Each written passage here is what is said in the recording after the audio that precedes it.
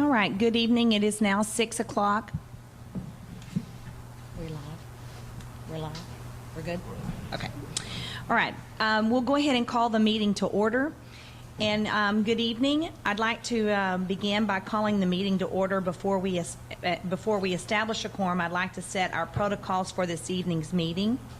As you can see by the layout of the chairs and dividers, NCTC is following the CDC guidelines to ensure that our first return to an in-person meeting keeps everyone as safe as possible.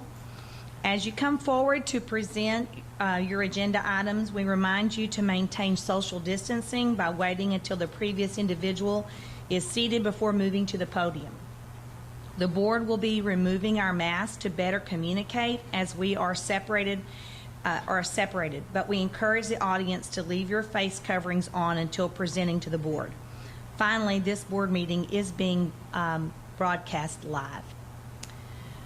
So the second item on our agenda is establish a quorum, of which we have one. Thank you for your attendance. The next item is the citizens' communication. Sandy, do we have anybody that's reached out? Okay, thank you. The next item on the agenda is the Chancellor's Administrative Report. Dr. Walls. Thank you. Get my microphone into place. Missy told me earlier she doesn't have to worry about me. I broadcast very well without a microphone. I think that's a nice way of her saying I have a big mouth, but that's okay. I would like to say thank you to our IT department and our drama department for helping us with this technology tonight. That's a little bit outside normal purview, and so we appreciate your work, Missy, Elizabeth, and Alex in the corner back there. We applaud you for helping us. Thank you so much for doing this tonight. Members of the board, this evening are three documents in front of you that are a part of my administrative report that I would draw your attention to. One is the Chancellor's finalized 2019-2020 annual report. That's there for you to take with you and just read at your convenience. You've already seen some of that work in previous meetings, but it's a very nice document put together by our marketing team to help us just kind of quantify this year. It's interesting enough. The title to it is People, Performance, and Pandemic. And it's all hand in hand, but very apropos for what we've achieved during the last few months especially. You also have a copy of a letter from the Achieving the Dream coaches, which we've been working with over the last few years, and they are really complimenting the work of the college on our current iDream initiatives and the work we're doing with our support groups and our staff support groups, etc. So I wanted to share that letter with you so you could have that with you as well. And then also there is a lovely document called At Life at NCTC, and that is a document regarding our student connections and engagement interview event schedule from the last few months. I applaud Daisy Garcia, Dr. Rexlyn Del Rio, Melinda Carroll, their work on that, and it just kind of gives you highlights of what we've been doing. Even though social distancing has been in place, our students are still being engaged through student life and learning from that. So those are just there for you to have to take with you this evening. There are very few times in my career that I would express to be difficult or painful. The most significant moment in NCTC's history would still have to be the day we lost 4 of our precious young ladies in a horrific bus crash. That day will live on in our hearts and minds always. However, this week stands to be a very difficult week for NCTC family as we move forward in a workforce reduction. The decisions have not been made lightly and have a broad-based participation from all areas of college in consideration of what is absolutely mission critical and what can be eliminated and what cannot. Although it would be easy for us to put the square blame on COVID-19 for all of our struggle, that would not be a totally fair and equitable statement. On the contrary, several key issues lead us to this place that COVID-19 restrictions have only exacerbated. These include a progressive 20% drop in enrollment since the fall of 2018 to the current fall of 2020. A drop of 20% in contact hours since fall of 18 to fall of 2020. A 10% drop in enrollment for this fall alone. A 15% reduction in the applications to NCTC for the fall of 2020. The effects of COVID on higher education across the entire nation and increased COVID-related expenses. a workforce that was originally staffed on an enrollment of 10,000 with the expectation that enrollment would continue to grow, an anticipated current biennium state cut to community colleges.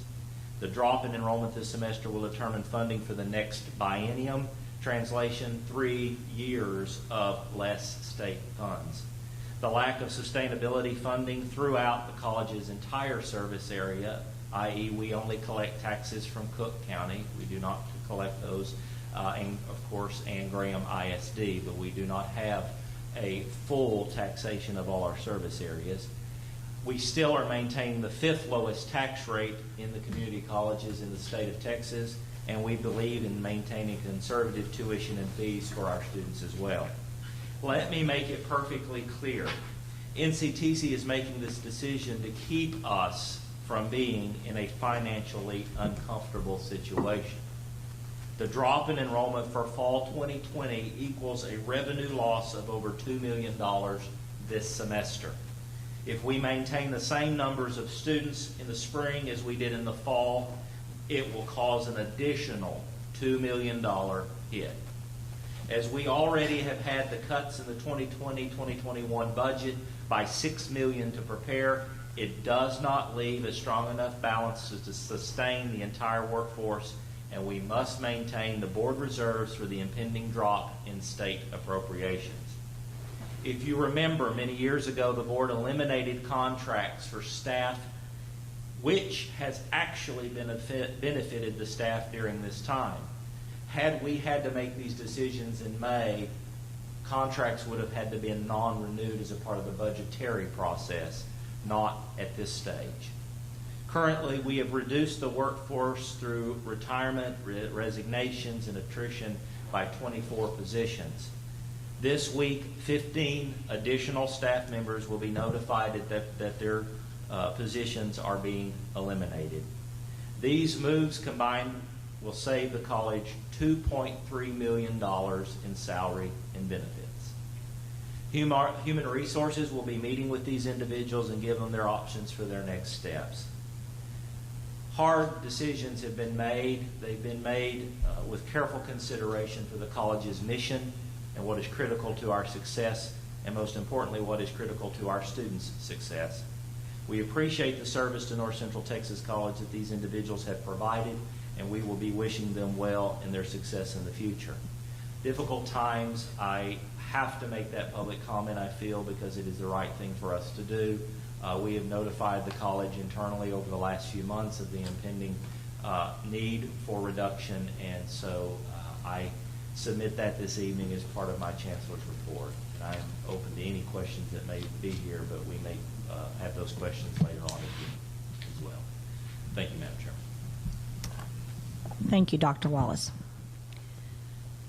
All right, we'll move on to the next item on our agenda, which would be the reports from the Regent. And I wanted to, before we have those reports, to review the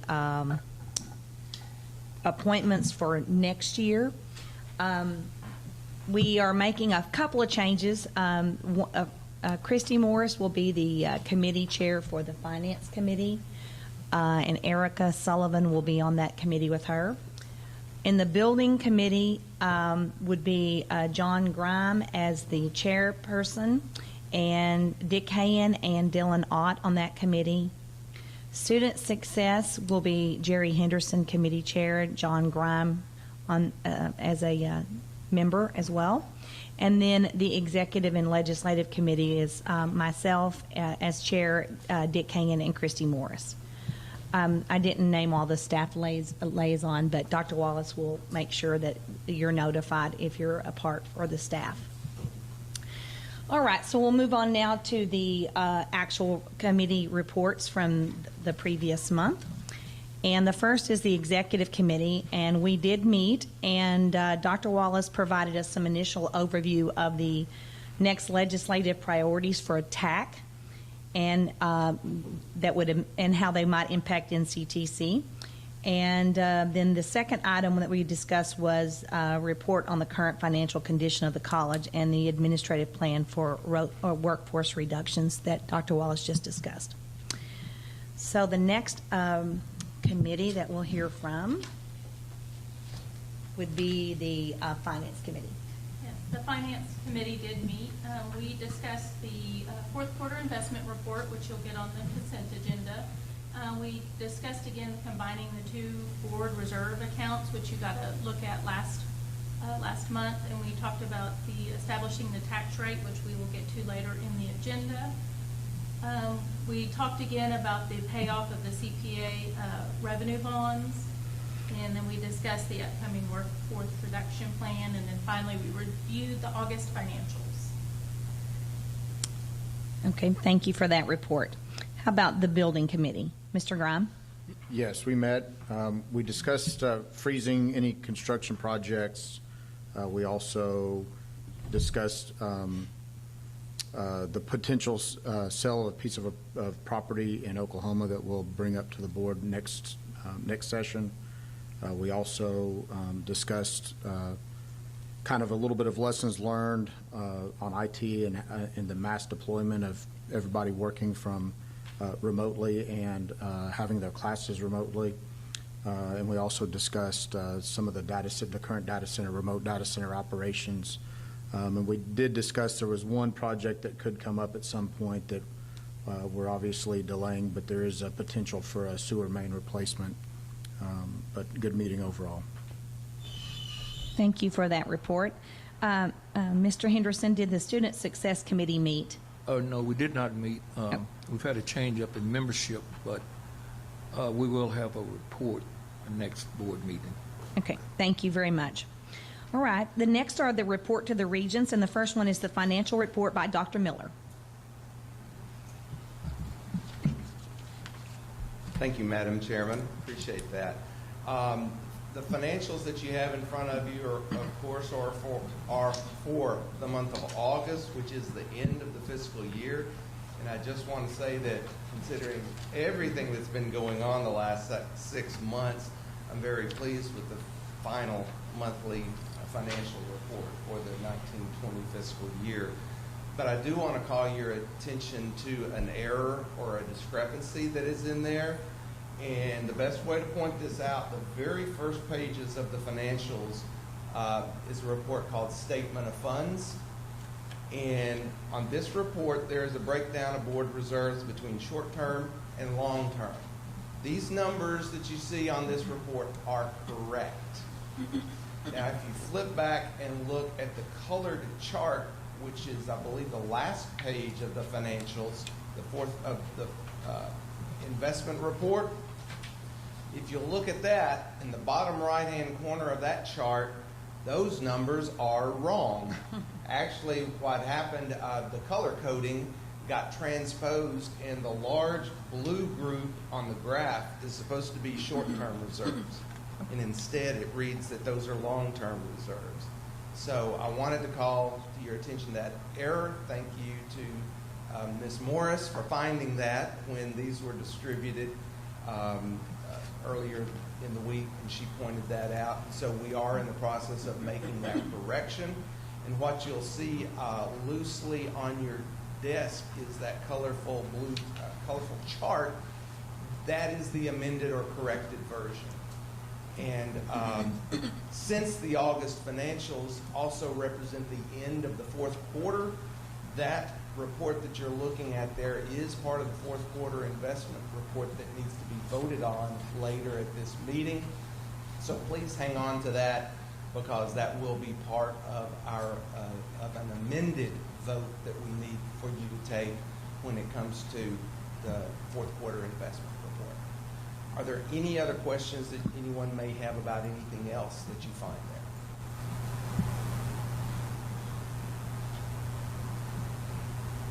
Doesn't appear we have any additional questions. Thank you, Dr. Miller. Thank you. All right, the next one would be for the Fall 2020 enrollment by Melinda Carroll.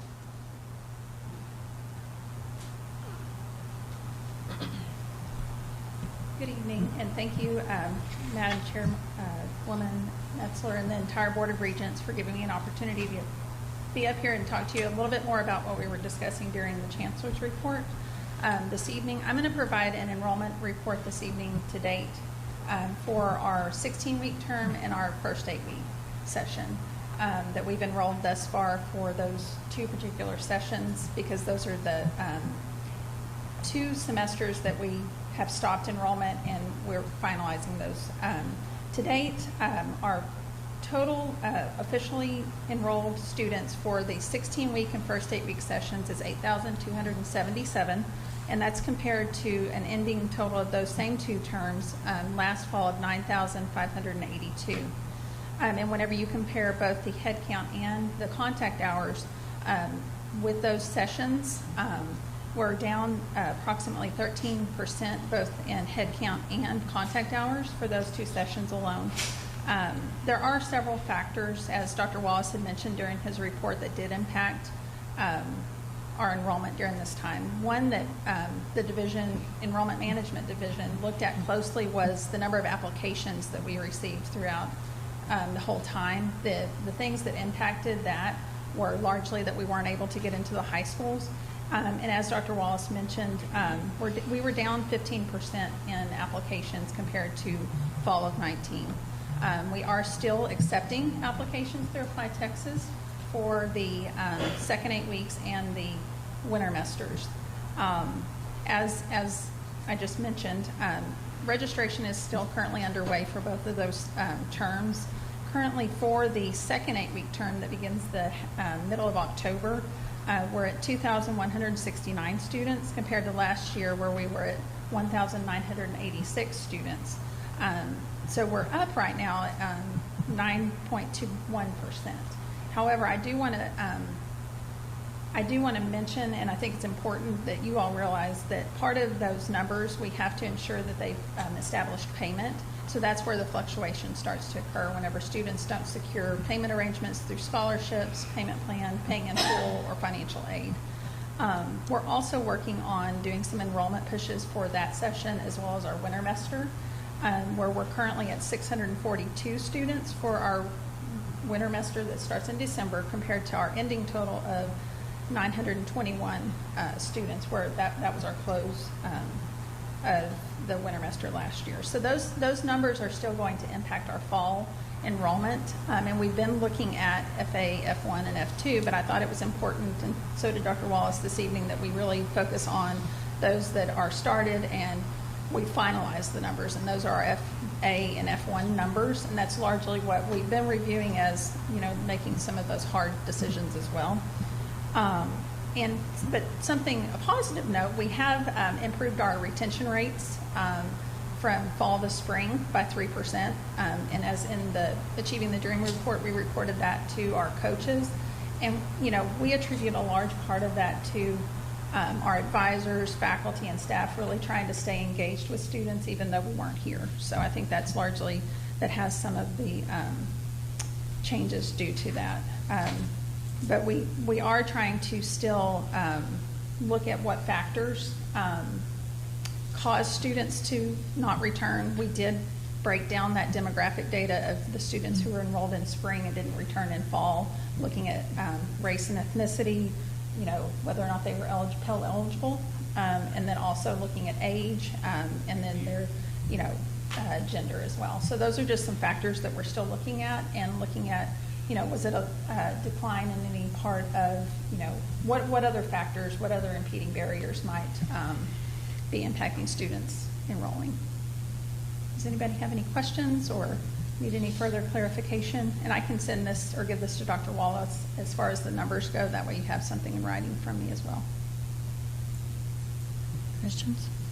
Okay, thank you very much for the report. Thank you. Okay, the next report will be the board required training, and I believe Kay is Schrader gonna, oh, there she is. She's going to present that to us. Oh, Denise is going to go first. I see. Not a problem. Thank you. Madam Chairwoman and members of the board, good evening. Today, we're going to talk about 2 sections that we would need to complete in terms of meeting our college and our cybersecurity compliance. Colleges and universities are required by the Department of Defense to meet increased technology standards. And there's been recent legislation passed last September It's modified the Texas Administrative Code, Chapter 202. And so as part of that process, we have to present updated information technology standards. And we redid that document. We did have a document, but it's now 22 pages long, and there's like 31 points to it. So it will be distributed to all of the users of the network, which would include yourselves and our employees through our Human Resources Department this September. We will need to for everyone to review and acknowledge that so that we can make sure that we increase that. This is to protect our network in an effort to keep it more secure. The second piece is House Bill 3834 was also passed last September, and it requires the Department of Information Resources to certify our cybersecurity training program.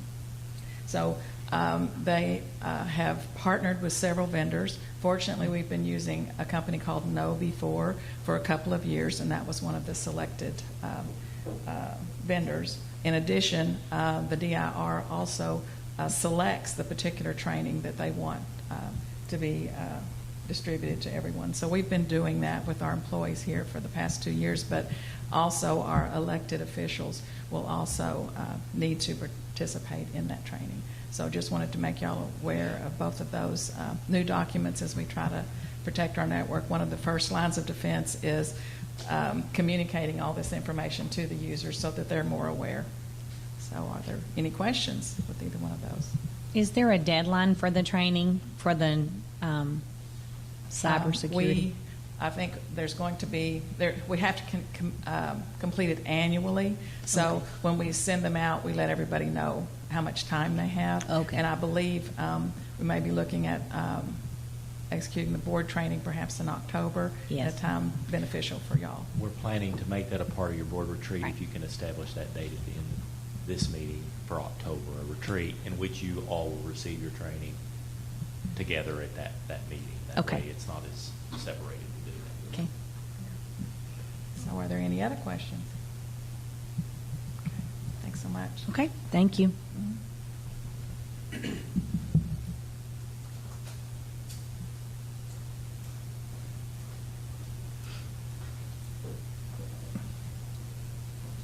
Good evening. We'll be talking about the Title IX updates. In August, the regulations were updated for Title IX. And because you could be part of an appeal process as the Board of Regents, you'll be going a training as well. It is online through Safe Colleges or Vector. Once you set your board retreat, then I'll work with Sandy to get that information to you. You'll get it through an email with the link that you can click on it and complete the training at that time. It's a good overview of what Title IX, what falls under Title IX and what doesn't, and the different roles that people here at the college and yourself will play in that process. Any Okay. questions? Questions? Okay, thank you for your report. All right, the next item on our agenda is the consent agenda. Are there any items, would be A through E, that we would need to pull off and discuss independently? Yes. D, okay, all right. So we've been requested to pull item D off and talk about that separately. Any others? Okay, if not, then I would move to approve the consent agenda items A, B, C, and E. I would need a motion. We'll make that motion. We accept those consent items you mentioned. Was that Mr. Henderson? Okay, I heard Mr. Henderson. Yes. That's Second. okay. And so we have a motion by Mr. Henderson, and we have a second by Mr. Hayen.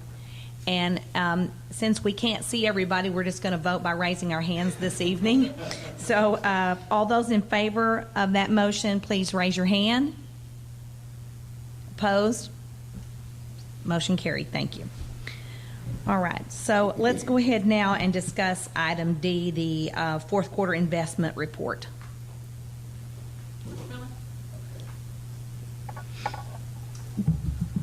Thank you, Madam Chairman. when I was discussing the August financials, I brought to your attention the error that was present on that investment report. And the copy in front of you is the amended graph. And what I would ask is that you approve the entire investment report as amended with this replacement chart. And so upon your approval, this chart would be added to the formal board minutes for the investment report.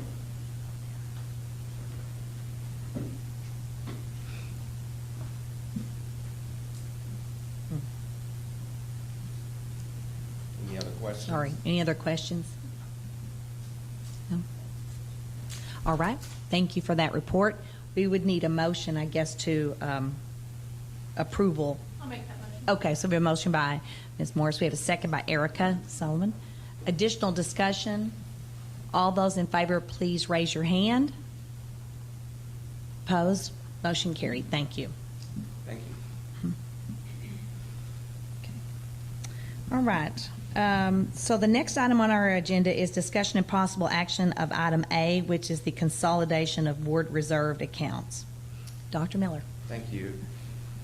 We did discuss this at last month's meeting, and a little background, I've been working with the Finance Committee, and we've been looking at combining what has been the rainy day fund with the board discretionary reserve fund and combining them into one single board reserve account. And we decided that since many years ago these two separate accounts were set up by board action, we needed to have a board action to formally approve this process. I didn't think just using the Finance Committee was sufficient. This will create a paper trail of documentation. If anyone ever questions in the past how or why this consolidation occurred, it would be formally in the board minutes. So we're asking you to formally approve that consolidation. Okay.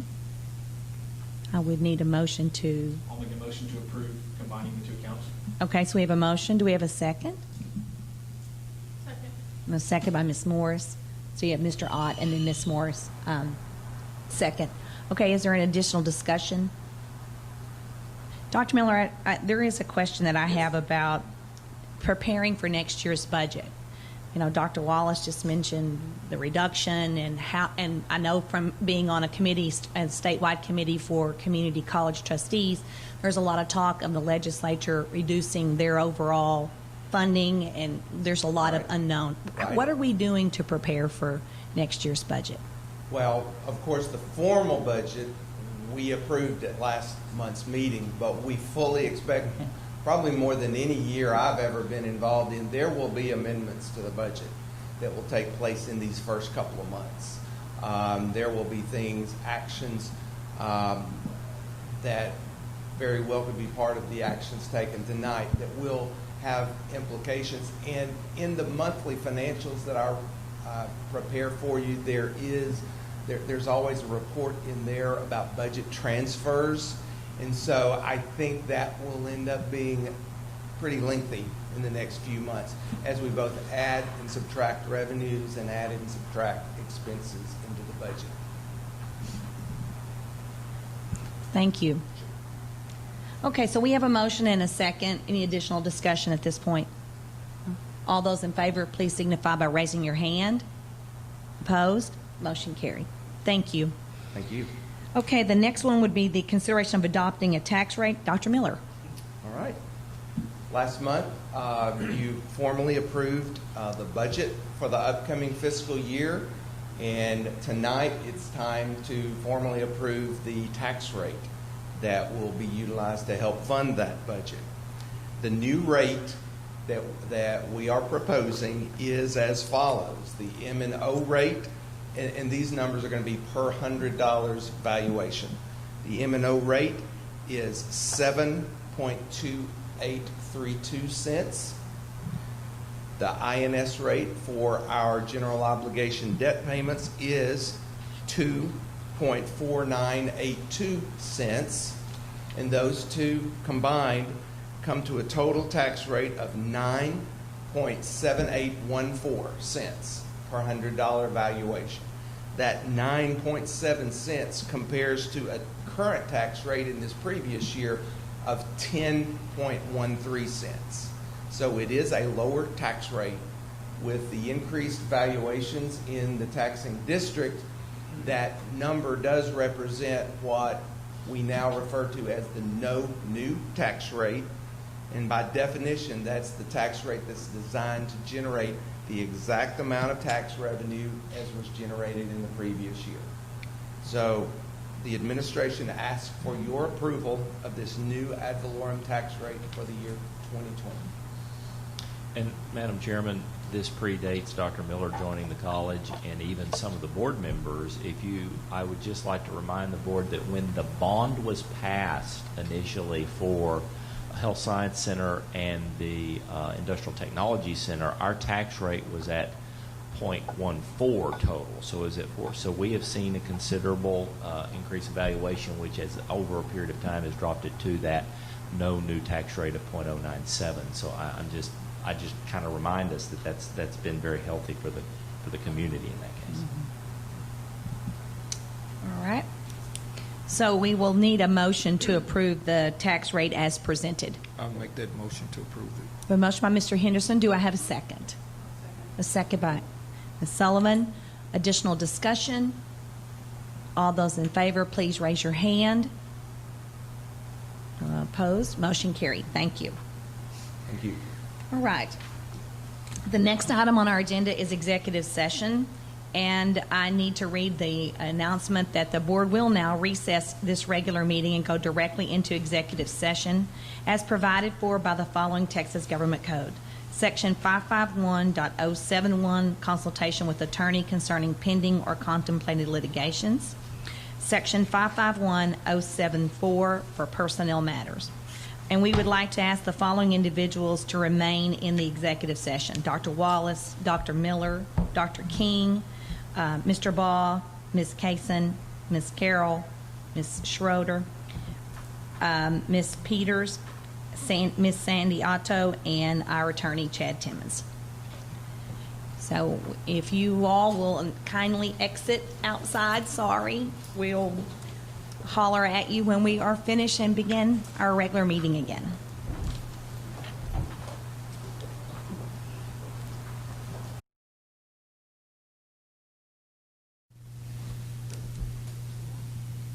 We're live. Thank you. The date is September the 21st of 2020, and the time of day is 7:21 p.m. All right. The next item on our agenda is discussion and possible action from executive session, and I don't really believe we have any action. Do we have any discussion? Yeah, Madam Chairman, if I might, I'd like to address the board and the faculty that are here today. We are facing remarkably difficult, unprecedented times that 9 months ago no one could have possibly predicted. That has put it in a very difficult position of trying to make the budget, if you will, and how we can handle that. I would like to commend Dr. Wallace and the staff on a remarkable job of doing that. The amount of due diligence and effort that has gone into this has been remarkable. And we as a board are in full support of all of the things that you will have to do and the events that will take place to manage the budget. So I think the board, all of us, should say a big word of thanks for the effort you guys have put in facing these times. Yes, thank you very much. I agree. Thank you. All right. The next item on our agenda is the setting of the date for the October board retreat. We would like to do that. It's been kind of the last time we did a meeting where all the board needed to come, we did it on a Saturday morning. Yeah. Since there are some of us who work. We're totally open. We assumed Okay. it might need to be a weekend just because of the nature of everybody working. Not a problem for us. Madam Chairman, we need about, I hate to say this, about 5 hours. 5 hours. Because of the nature of the training you heard earlier reported and some things like that. We'll also be training the board on the new and improved board book on your iPads because this current level goes out of service in November, I think, Denise. Is that correct? So we'll be putting that agenda on board book, the new one. IT will be there to help us navigate that. So there's a lot of things we're trying to accomplish during that time. So we wanted to do this in October. So the choices are the 3rd, the 10th, the 17th, and the 24th. And I would personally, 3, 10, or 17 for me. Anybody else have conflicts in the month of October? What, the 10th is a conflict? The 12th is a holiday perhaps for some. Oh, okay. 10th is a conflict, and the 24th 17th. is a conflict? Okay. 10th is a conflict. So the 3rd's looking good. The 3rd's looking good. Are we going to be prepared for Yes, the 3rd if we absolutely. needed the 3rd? Is it a morning thing? Yes. I'll be in Arkansas. You'll be gone? Arkansas. Okay. I'm out the Saturday as well. You're out what, the 3rd? Okay. Uh-oh. All right, hold on. Yeah. What? So moving right Is that the along. Halloween, is the 31st? Okay, sorry. I'm available on the 24th then. That's possible. I've got something on Halloween that I need to tend to in 5 hours. It will be a problem. 24th. 24th is good? Okay. Everybody's good on 24th? 24th it is? With your permission, what time of day? Morning. Are you opposed to starting at 8 a.m.? No. We'll get you out as early as we can. I do too. Would you mind if I called my wife to be sure? Okay. So we will set that up for 8 a.m. We do have to post that as an open meeting, but that's easy to do. So we'll Sure. get it done. Okay, so the Perfect. 24th at 8 a.m., if you'll just kind of pencil that in on your calendar, that way. All right, very good. That board retreat will take place in this room. In We'll just be here. Oh, yeah, it would be good. We already have Yeah. everything kind of set up for that. And we'll turn you around and see. Oh, perfect. Easier. Okay. All right, thank you very much. The next item on our agenda is a motion for I adjourn, move please. we adjourn. We have a motion, we have a second. Second. All those in favor, raise your hand. Good night. We're out of here. Good night, everybody. Thank you very much for your attendance in this unusual time. Yep. I feel like we're in the Supreme Court or something. No. So intense when it's separate. The horrors of what we are facing with that. Are we all?